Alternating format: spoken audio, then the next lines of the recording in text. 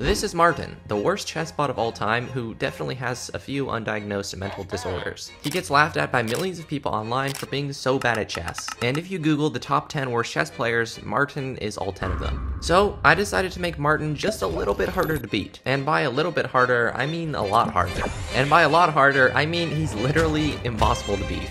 I've added so many new and overpowered things to Martin that no matter what you're rated, Martin will always win. He's actually unbeatable at this point. So, at the start of the game, you usually let white go first, right? Well, in this version, Martin goes first, whether he's white or black. And since he's Martin, he gets 3 opening moves. Yeah, so whatever side he starts on, he gets 3 opening moves in a row. They might not be the best moves ever. Martin does have a strange taste in his opening selections, but he gets 3 moves regardless. And now it's your turn to move. And if you'll notice, your pawns can't really go that far. That's because all your pieces are tired, which means they can't move as far as they normally would. Your pawns can only move 1 square at a time, so no matter which pawn you select, it doesn't matter, it can only go up 1 square at a time. Your rooks get 1 square less of range, so they won't ever be able to reach the edge of the board. They can still take pieces normally, but if those pieces are on the edge of the board, yeah, you're just gonna have to leave those pieces alone. The same thing happens to your bishops. It's pretty sad, actually. Your tired bishops also cannot reach the edge of the board. Your queen gets handicapped in the same exact way,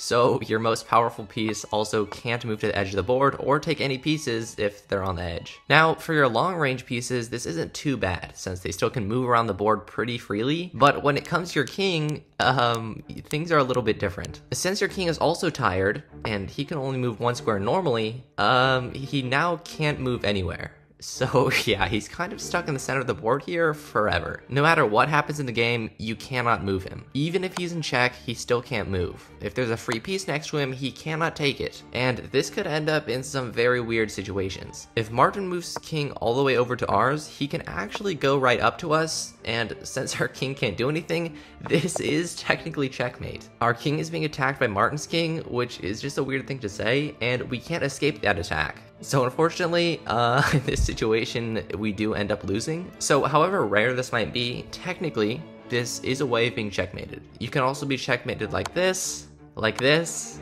like this, like this, or like this. Yeah, pretty much any check where your king has to move in order to get out of it, you just lose. Your king is basically just helpless against Martin. Since our pieces are tired and can't move to their fullest range, this also means that they have to take breaks every time they move. So let's say you move your queen, then you have to give her a break the next move for her to recover. It only takes 1 move for your pieces to recover, so this just means you won't be able to move the same piece for 2 moves in a row. This also means that if you only have a king and 1 other piece left, since your king can't move, you would be forced to move that other piece 2 times in a row, which would make this happen. Yeah, so you will end up losing due to exhaustion. Your pieces just can't handle all that type of movement, and yeah, they'll just give up and die. Now your knight is a special piece though, because it's the only animal on your team. I think. I don't really know what a rook is. But anyway, your knight is not affected by this decrease in their movement or the tiredness rule, because horses don't get tired as easily as people do. They could still move like they would in a normal game, but you know, like in real life, horses don't always do what you want them to. So every time you move, there's a small chance they might move to the wrong square. It's a small possibility of happening, but your horses are just not trained very well. So yeah, they'll end up, you know, doing what they want sometimes. Yeah, see, this would be really annoying in a real game. Now, you know how usually when your pawn reaches the end of the board, you can promote it to a different piece? Well, this is a little bit different now. Now, when your pawn reaches the end of the board, yeah, it just kind of stays there. So there's really no point of pushing a pawn to the end because, yeah, nothing's gonna happen. And obviously this isn't the same for Martin. I thought since Martin struggles so much, I made the promotion rank at the 7th. So whenever one of his pawns reaches the rank right before the last one, he can promote it to a queen or any other piece he wants. It's a little bit overpowered, but he's Martin. He needs all the help he can get. This looks so weird, pawns promoting on the 7th rank. As you all know, a pawn can en passant another pawn whenever you move it up 2 spaces and they're next to each other like this. It's a pretty cool move, and some idiots have even gotten a checkmate using an en passant. But since I made it so your pawns can't move up 2 spaces, Martin wouldn't really ever be able to get an en passant in a game. I didn't think this was very fair to him, so I made a little change to the en passant rules. Now if you move any piece next to one of Martin's pawns, you can en passant it. You move a knight next to his pawn, en passant. A bishop, en passant. A queen, more like en passant. This is the most illegal thing in chess I think I've ever seen in my entire career as a human. Another huge problem Martin usually has is that he just blunders too much. I think 99% of his moves are probably blunders. I'm pretty sure when Martin was born, his first words were f3, g4, which is the quickest way to lose a chess game. So, to fix this issue, I came up with a pretty cool solution. Anytime one of Martin's pieces can be captured, if he can't take back with any of his pieces, there's a small chance that this will happen. You can't take this piece, try another move, or try again next turn. This only happens around 8% of the time, and it's only when one of Martin's pieces is completely unguarded and just totally free. So this won't happen all that often, but when it does, yeah, it can throw you off a little bit.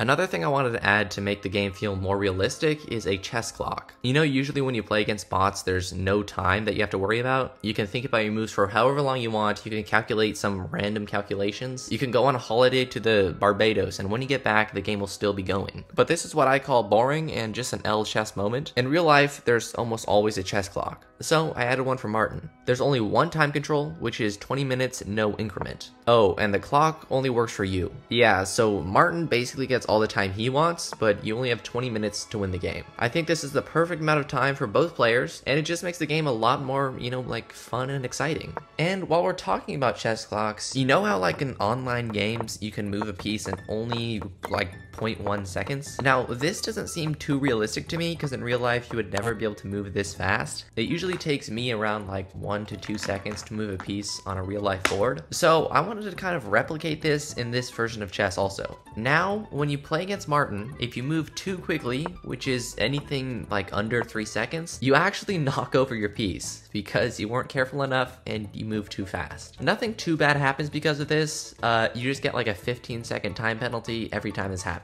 So you just have to remember you cannot pre-move. I mean, you can, but then you'll just get a bunch of these 15-second time penalties. And you have to remember just to take your time on every single move that you make, which I think will actually make you better at chess because thinking about your move for longer means that you probably will make better moves. Now, if anyone wants to convince me that they can beat Martin with all these impossible rules and features, I would actually love to see them try. If any of you are programmers or coders or know anyone who can do that kind of stuff, if they can actually make this impossible version of Martin with all the features, I would be forever grateful to you. I think it would be super funny if people actually were able to play against this version of Martin. And one more thing, we're super close to 20k subscribers, so if you want to claim your here before 20,000 subscribers ticket, go ahead and subscribe.